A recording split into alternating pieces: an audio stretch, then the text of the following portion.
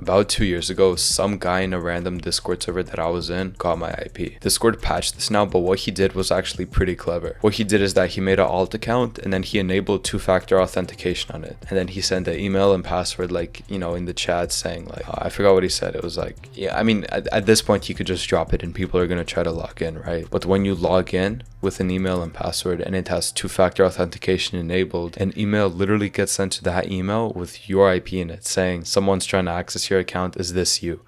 IP, boom, and it just gives the IP straight out. Like, Discord is literally doing it for you. It's kind of broken, but at least it's fixed now. I remember being scared and not fully knowing what to expect, but luckily he didn't really do anything. He just sent me my location and left, and that's it. But there was a lot more that he could have done. This video will explain the dangers of having your IP pulled. And as always, this video is for educational purposes only. So this video is actually a highly requested part 2 to my original video on hacking for beginners. So if you haven't watched that, go watch it right now. I'll throw it in the cards above. So after watching part 1, you should understand the difference between public and private IPs, how ports work, how firewalls work, all that. So in this video, I'll be talking about public IPs and what people can do with that. And hopefully it'll help you out because many people say many different things. I remember being on Reddit and someone asked like, how do I pull someone's IP on whatever, like some game? The top reply was literally like, oh, an IP doesn't matter. There's nothing anyone can do with an IP. Like, it's just useless. Why are you even trying to do this, right? Trying to act all smart, but there actually are some things that can happen. But I've also seen people who literally think like if they get their IP pulled, their bank accounts are going to be rinsed, their router's gonna explode. I don't know. They're always worried about some crazy shit happening. So the truth is somewhere in the middle, more towards it not being too important. Because there are some things that can be done with your IP that I'll go over in this video, but all of those things aren't really permanent and they can all be fixed and prevented, which I'll also show you. So let's get straight into it. You've probably heard about DDoS attacks. Many people know what it is. Oh yeah, you just boot someone offline,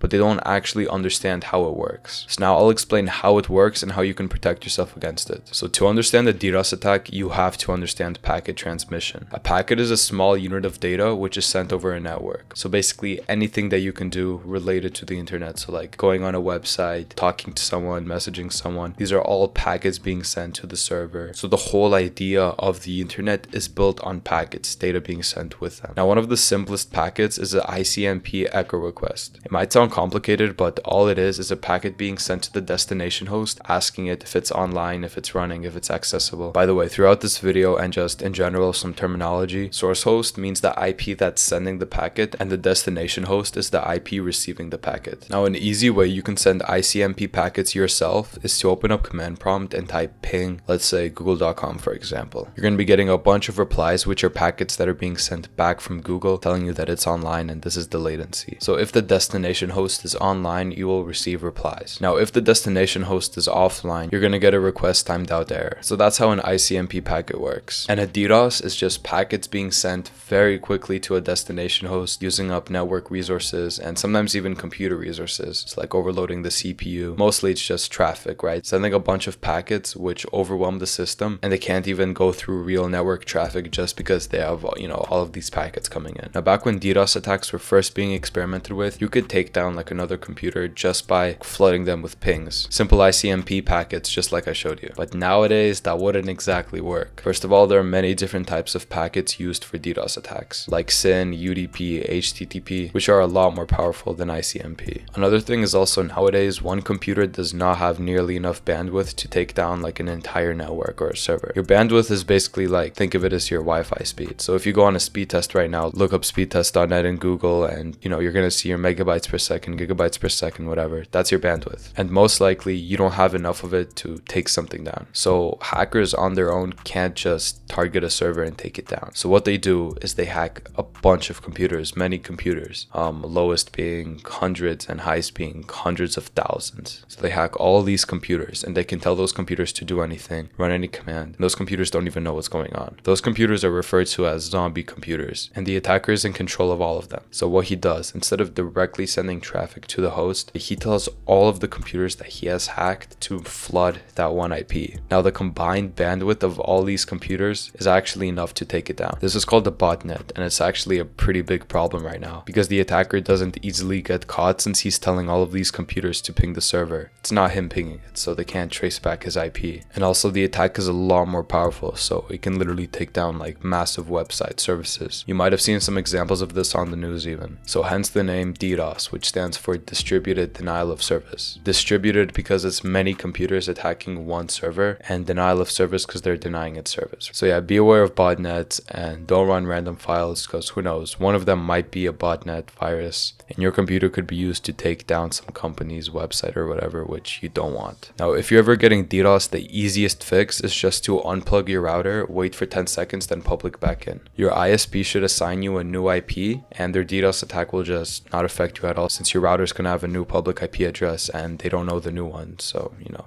you're good. Okay, so moving on to the next thing, IP geolocation. You've definitely seen this. It's always in those Omegle shorts where they're like, oh, how is the weather in like Texas or some shit? And then the people start freaking out. So how is your general location actually accessed just by having your IP? Well, all the IPs in the world are managed by regional internet registries. These registries allocate IPs to ISPs and organizations to use. And after your ISP assigns your router an IP, in the database, your IP is stored with the general location of where your router is. Now these registries are actually public information, and all these online IP trackers do is take that IP, go through the public database, find its general location, and just send it back to you. It's not anything too crazy, it's just public information. And there's nothing really you can do about this except just avoid getting your IP pulled. So now this part is pretty important. If your router has any ports open, it's possible that they can be exploited or brute forced by an attacker, which will give him access into the router settings, into the whole router management, and he can do a lot from there, which you don't want happening. So you want to make sure your router doesn't have any open ports unless you need it. To close ports on your router, you just have to log into your gateway and figure out the settings. Each router is different, so I can't tell you specific instructions on what to do, but if you do some research, I'm sure you can find something. Now people can't do any of the things that I talked about in this video if they don't have your IP in the first place. So use a VPN, don't click on random links, don't download random files, and you should be good. Anyway, I hope you enjoyed this video because I'm really trying to get a lot of people better educated and just